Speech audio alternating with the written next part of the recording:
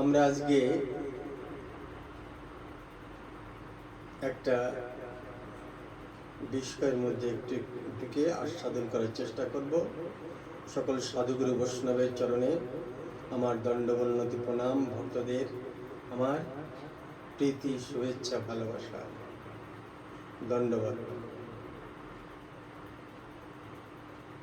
ঘটনাটা শুনেছিলাম সাধুগুরু বৈষ্ণবের মুখে, সেটাই আবার আমি আপনাদের পরিবেশন করছি।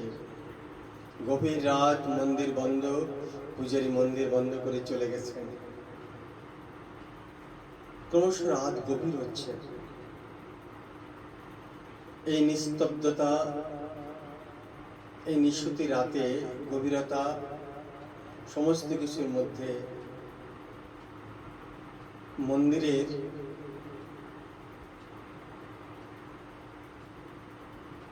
নাট মন্দিরের মধ্যে যে পাথরগুলো দিয়ে সাজানো হয়েছিল, সেই পাথরগুলো হঠাৎ মন্দিরের দেবতাকে বলল, ভাই, তুমিও পাথর, আমিও পাথর। আমরা একই পাহাড়ে জন্মেছিলাম, উৎপত্তি স্থল আমাদের এক।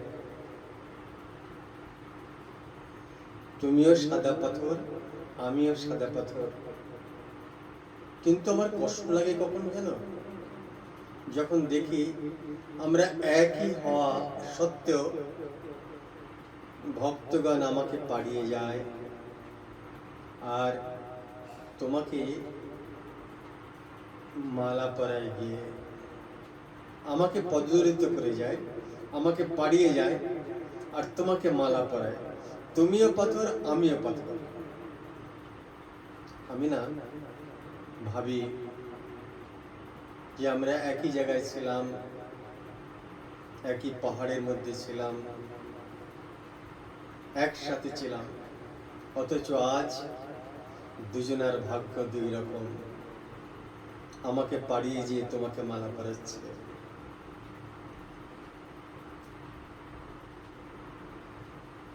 মন্দিরের বিগ্রহ শুনে এবার বলল, ভাই, তোমার কথা শুনলাম, তোমার যে কষ্ট সেটা অনুভব করলাম, কিন্তু তুমি কি আমার কষ্ট দেখেছ? আমাকে দিনের পর দিন, মাসের পর মাস, বছরের পর বছর শ্রেণী হাতুড়ি দিয়ে কেটে কেটে কেটে কেটে আমার মধ্যে ক্ষত করেছে, আর তোমাকে একবারের জন্য কেটেছে। আমি দিনের পর দিন ক্ষত বিক্ষত হয়েছি। আমার দুঃখ কষ্ট তুমি একবার ভেবে দেখেছো? আমাদের জীবনও তাই। আমরা কতটুকু কষ্ট সহ্য করেছি, কতটুকু যন্ত্রণা পেয়েছি, যে গলায় মালা পরব, কতটা কেঁদেছি, কতটুকু কেঁদেছি আমরা, যে হাসবো। তাই জীবনে যদি দুঃখ কষ্ট ব্যথা বেদনার সম্মুখীন না হই, ব্যথা বেদনার ঢেউ না পেরোই, তাহলে কখনো আমরা আস্বাদন করতে পারবো না। শান্তি বলুন, আনন্দ বলুন, প্রশান্তি বলুন, সব কিছু পাওয়ার আগে আপনাকে অনেক কিছু দিতে হবে, মূল্যবান সময় দিতে হবে। জীবনের ভালো লাগাগুলোকে আপনাকে আস্তে আস্তে ছেড়ে দিতে হবে। সন্ন্যাসীগণ তাদের পিতা মাতা সংসার সব পরিত্যাগ করে যখন ঈশ্বরের জন্য নিজেকে সমর্পণ করেন, তখন তার উত্তরণ ঘটে। তাকে দেখলেই আনন্দ হয়। আনন্দামৃতি বর্ধনম প্রতিপদং পুণ্যামৃত আস্বাদনম। তাকে দেখে আনন্দে ভরে যায়, কারণ সে সমস্ত মায়া, সমস্ত মোহ, জাগতিক বিষয় থেকে নিজেকে তুলে ভগবানের চরণে নিজেকে সমর্পণ করেছে। শুনছিলাম যে আমরা ভগবানকে দেখতে চাই। ভগবানকে দেখে কি হবে? ভগবানকে দুর্যোধন দেখেছিল, সবাই দেখেছিল। শরণাগতি দরকার। অর্জুন নিজেকে সমর্পণ করেছিলেন, শরণাগত হয়েছিলেন।